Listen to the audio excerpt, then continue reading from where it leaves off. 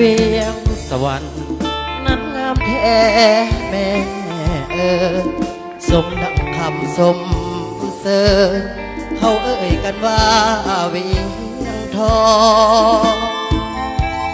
เมื่อยามใดเมฆไหลลอ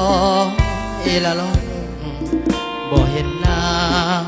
นวลน้องแล้วต้องส่วนให้อาวงามผ่องสีเนื้อนาลีใด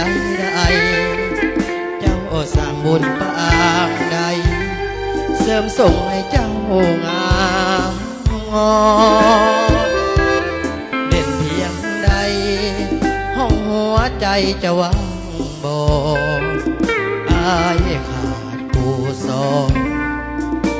ยามนอนแสนเศร้าโศกสันนวล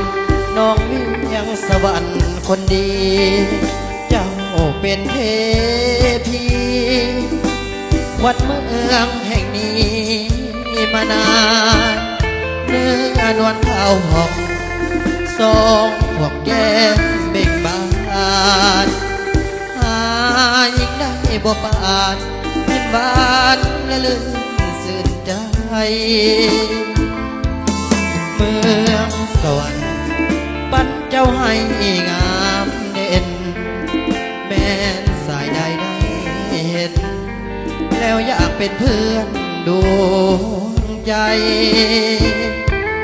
วาสนาจึงโน้มนำมาเคียงใกล้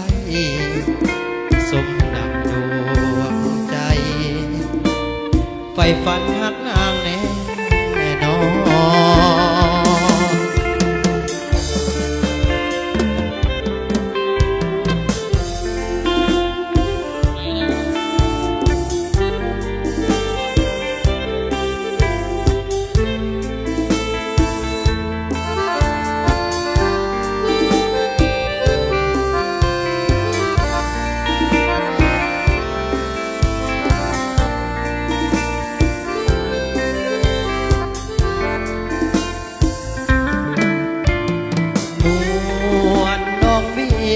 สวรรค์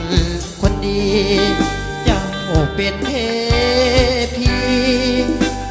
ควันเมืองแห่งนี้มานานเนื้อนวลขาวผ่องสองพวกแก้มเบ่งบานหายิ่งได้บ่ปานยิ้มหวานและลื่นสื่นใจ